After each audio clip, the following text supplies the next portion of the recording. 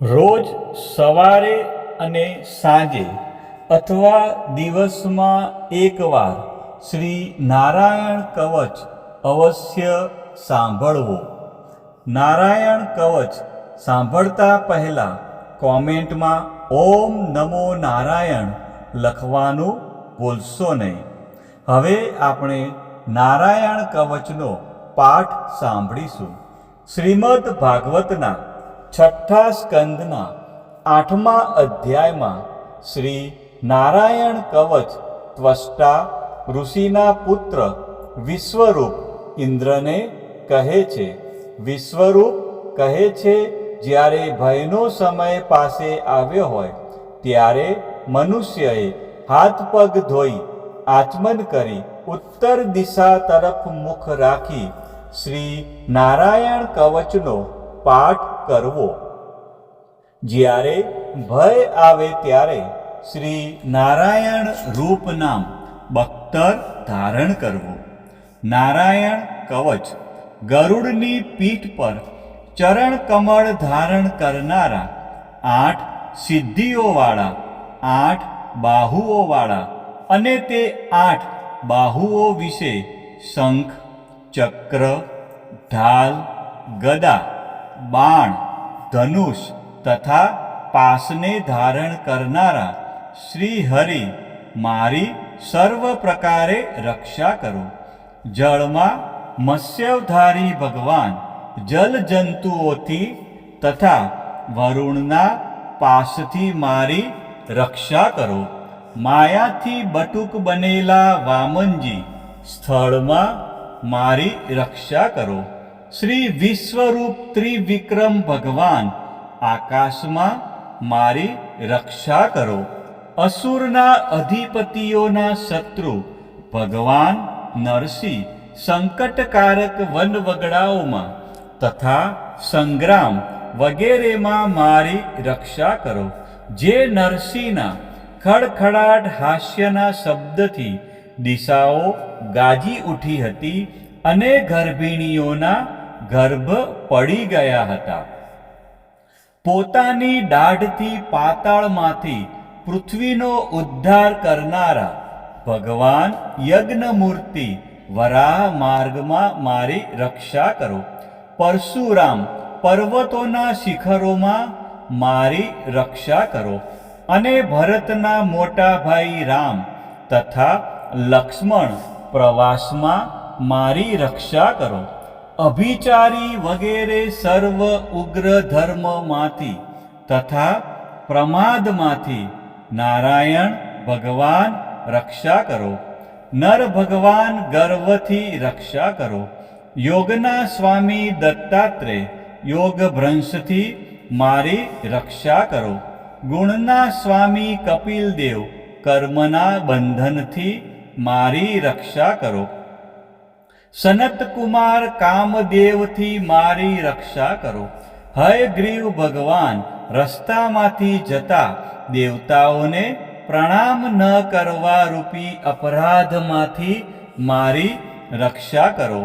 દેવર્ષિ શ્રેષ્ઠ મુનિ નારદ ભગવાનની પૂજામાં જે કોઈ વિઘ્ન નડે તેનાથી મારી રક્ષા કરો. અને કૂર્મ અવતાર શ્રી હરિ સર્વ પ્રકારના નરકમાંથી મારી રક્ષા કરો. ભગવાન ધન્વંતરી કુપથ્યમાંથી મારી રક્ષા કરો. જીતેન્દ્રિય ભગવાન ઋષભદેવ કામ ક્રોધ આદિના ભયમાંથી મારી રક્ષા કરો. બળભદ્ર મનુષ્ય તરફથી થનારા ઉપદ્રવોમાંથી રક્ષા કરો. અને શેષનાગ ક્રોધાવેશ નામના સર્પગણોથી મારી રક્ષા કરો. ભગવાન વેદ વ્યાસ અજ્ઞાનથી મારી રક્ષા કરો. ભગવાન બુદ્ધ પ્રમાદવાળા પાખંડીઓના ટોળામાંથી મારી રક્ષા કરો. ધર્મની રક્ષા કરવા માટે અવતાર લેનાર ભગવાન કલ્કી કાળના મળરૂપ કળયુગથી મારી રક્ષા કરો. કેશવ ભગવાન પ્રભાતમાં ગદાથી મારી રક્ષા કરો. વેણુધર ભગવાન ગોવિંદ, આ સંકટ કાળમાં મારી રક્ષા કરો. ઉદ્દાત શક્તિ નારાયણ ભગવાન, પ્રાહન કાળમાં મારી રક્ષા કરો. અને ચક્રધારી ભગવાન વિષ્ણુ, મધ્યાહન કાળમાં મારી રક્ષા કરો. મધુ દૈત્યને મારનાર ઉગ્ર ધનુર્ધારી ભગવાન વિષ્ણુ, ત્રીજા પહોરમાં મારી રક્ષા કરો. બ્રહ્મા, વિષ્ણુ અને રુદ્ર એ ત્રણ મૂર્તિવાળા ભગવાન માધવ, સાયંકાળમાં મારી રક્ષા કરો. ઇન્દ્રિયોના સ્વામી ઋષિકેશ ભગવાન, પ્રદોષ કાળમાં મારી રક્ષા કરો. પદ્મનાભ ભગવાન, કેવળ એક અર્ધરાતથી પહેલા કાળમાં અને અર્ધરાતે મારી રક્ષા કરો. શ્રી વત્સનું જેને ચિહ્ન છે એવા ઈશ શ્રી વિષ્ણુ ભગવાન, પાછલી રાતે મારી રક્ષા કરો. તલવારધારી ભગવાન જનાર્દન, મળશકામાં મારી રક્ષા કરો. દામોદર ભગવાન, સંપૂર્ણ સંધ્યાઓમાં મારી રક્ષા કરો. કાળમૂર્તિ ભગવાન વિશ્વેશ્વર, સૂર્યોદય પહેલાના કાળમાં મારી રક્ષા કરો. હે પ્રલય સમયના અગ્નિ જેવી તીક્ષ્ણ ધારવાળા ચક્ર ભગવાનથી મૂકવામાં આવે તો ચારે તરફ ફરીને અગ્નિ જેમ ખડની ગંજીને તુરત જ બાળી નાખે છે, તેમ શત્રુના સૈન્યને તુરત જ બાળી નાખો.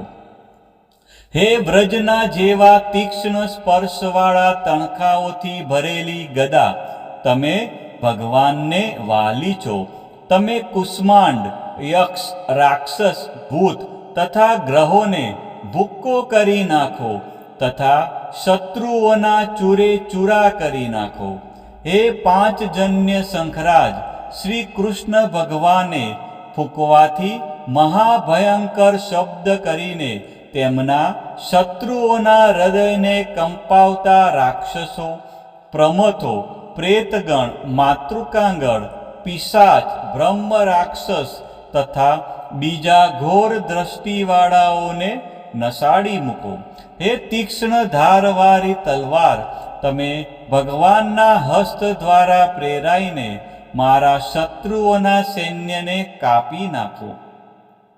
હે ચંદ્રમા જેવી 100 ફૂદડીવાળી ઢાલ, તમે શત્રુઓની આંખને ઢાંકી દો તથા પાપી નજરવાળાઓની પાપી દ્રષ્ટિ હરી લો.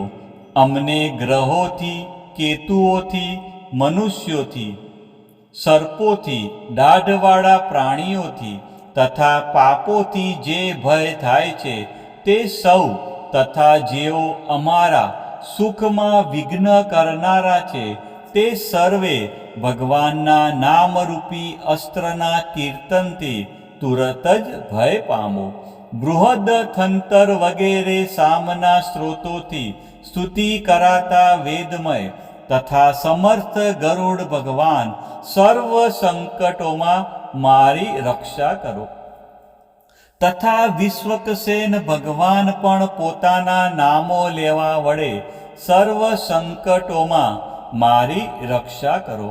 શ્રી હરિના નમરૂપ વાહન અને આયુગો, સર્વ આપત્તિઓમાંથી અમારી રક્ષા કરો. ભગવાનના મુખ્ય પાર્ષદો, અમારા બુદ્ધિ, ઇન્દ્રિય, મન તથા પ્રાણની રક્ષા કરો. આ સાકાર નિરાકાર જે કંઈ જગત છે સર્વ ભગવાનનું જ સ્વરૂપ છે. આ સત્યથી મારા સર્વ ઉપદ્રવો નાશ પામો. અભેદ દ્રષ્ટિવાળા મનુષ્યોને ભગવાન પોતે ભેદરહિત જોવામાં આવે છે, તો પણ તે પોતાની માયાથી આભૂષણો, આયુધો તથા ચિહ્ન નામની શક્તિઓને ધારણ કરે છે. તે સત્ય પ્રમાણ વડે જ સર્વજ્ઞ તથા સર્વવ્યાપક ભગવાન શ્રી હરિ સર્વ પ્રકારના રૂપો વડે સર્વદા અમારી રક્ષા કરો. નામની ગર્જનાથી લોકોના ભયનો નાશ કરનાર તથા પોતાના દિગ્ગજ ઝેર, શસ્ત્ર, પાણી, વાયુ, અગ્નિ વગેરેના પ્રભાવે ગળી જનારા નરસિંહ ભગવાન દિશાઓમાં, ખૂણાઓમાં, ઊંચે, નીચે, અંદર, બહાર તથા ચારે બાજુ અમારી રક્ષા કરો. હવે આપણે શ્રી નારાયણ કવચનું ફળ કથન સાંભળીશું. વિશ્વરૂપ કહે છે, હે ઇન્દ્ર, આ નારાયણ કવચ તમારી આગળ કહ્યું, જે ધારણ કરવાથી તમે શ્રમ વિના અસુરોના અધિપતિઓને જીતશો. આ નારાયણ કવચને ધારણ કરનારો મનુષ્ય નેત્રથી જેના તરફ જુએ અથવા તો પગ વડે જેને અડકે તે તુરત જ ભયમાંથી છૂટે છે. આ નારાયણ કવચ ભણનાર પુરુષને કોઈ દિવસ રાજાઓ તરફથી, ચોર તરફથી, ગ્રહો થકી, વ્યાઘ્ર આદિ તરફથી તથા બીજા કોઈ તરફથી ભય રહેતો નથી. શ્રી નારાયણ કવચ સમાપ્ત. આ જ પ્રમાણે રોજ સવારે અને સાંજે અને જ્યારે દિવસમાં ટાઈમ મળે ત્યારે શ્રી નારાયણ કવચનો પાઠ અવશ્ય સાંભળવો.